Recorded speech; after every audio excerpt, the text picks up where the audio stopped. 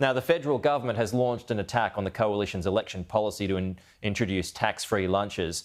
The proposal would allow small businesses to claim up to $20,000 every year off taxable income for meals with staff or clients. Alcohol is nixed from that, though. Labor has crunched the numbers overnight. We spoke to the Federal Treasurer about this earlier. So they enlisted Treasury to come up with the details, claiming it'll cost the budget at least $1.6 billion and could go up to $10 billion with full take-up. This was the Treasurer on this charge this morning. Taxpayers would be footing the bill. Now, we're for tax cuts for workers and responsible help for small business.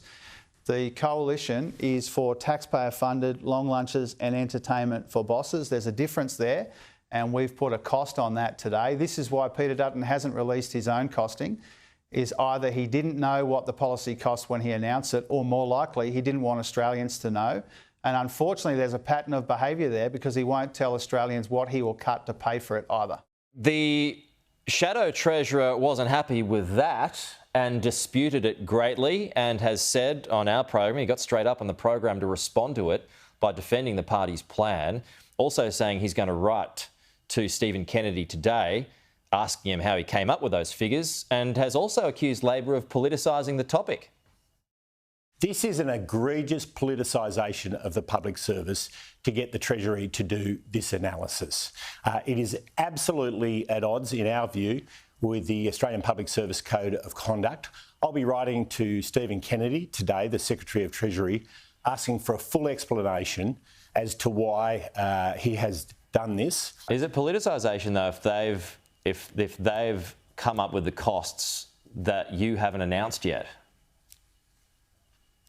Well, we've worked very closely with the Parliamentary Budget Office, and Treasury is able to see that. So there's no ambiguity about this, Pete. We've got a Treasury here who is politicising the public service. Think about this. If I say to you, you can have $20,000 for someone to spend on lunch or entertainment, going out at night, perhaps a weekend away, for anyone who is a client of yours or a potential client of yours, someone you might choose to interview sometime down the track. Do you reckon you'll spend that? I reckon you will.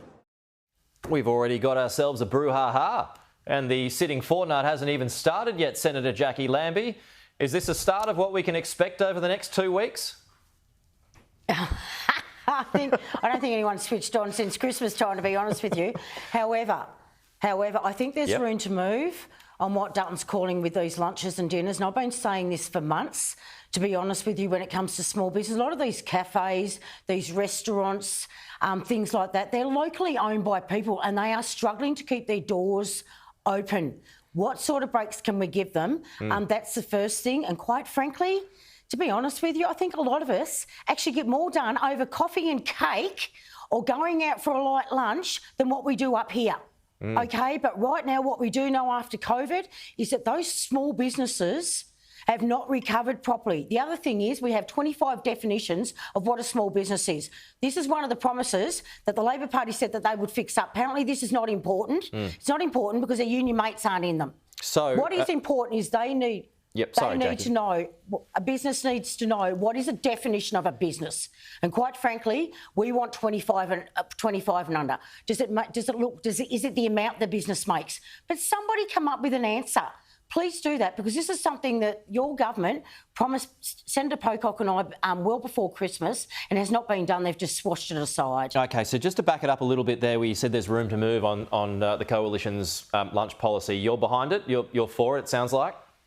Regardless of the cost? I think we need to go in there. Yeah, I just think we need to go in there. I'm not sure what their full move is, but this is the area that we need to be talking in for the sake of those small businesses, where a lot of them are locally owned. There is jobs in them. All right, so weigh it up. But what does that look like, that deal? So I just want to see the costings, the deal. Does it go back to the full free lunches? Can we give them a 50% rate? What does that look like? But they need help, Pete. Well, I mean, it's also getting money through the system as well. Do you agree with Angus Taylor's assertion or charge that Treasury is being politicised here, with Jim Chalmers using data that was specifically related to the Coalition's costings that haven't come out yet? Yeah, I think there is a lot of politicisation that's going on. But while you're all politicising out there, I'd remind the major parties of this. It's all about the cost of living. Okay, it's about the cost of living, and people are doing it tough. So it'd be very interesting to see what comes out of this in the next few days. But let's do some costings. Let's see what it looks like. But first of all, can we please get a definition on what a small business is? That's what we need to determine before we can determine anything else. Okay. Just a final one here. What are the priorities for you over the next couple of weeks, Jacqui? Yeah, so for me right now, it is about the cost of living, our energy prices, all the rest. We cannot keep doing these rebates. We need to get to the bottom of this. But giving out $75 rebates, it's not reducing our electricity overall. They haven't reduced our electricity costs. Okay, and these rebates, people aren't buying them anymore. So Labor Party, if you want to win the next election, you better come in and work out how, when you don't own poles and wires anymore, when both those major parties have been selling off our assets for years, that we don't have control of them anymore, how you're going to reduce our power gifts, our power prices. Okay. And I think that's the first thing. And, mate, the Veterans Affairs. Okay, I do not need to know, I do not need someone paid $9.5 million to come up and set up another National Commissioner when we all agree what a National Commissioner look like, minus that it needs to have some of the powers of the Royal Commission, like subpoenaing witnesses and subpoenaing documents, because we've seen that Defence doesn't do very well when it's asked to pass things over.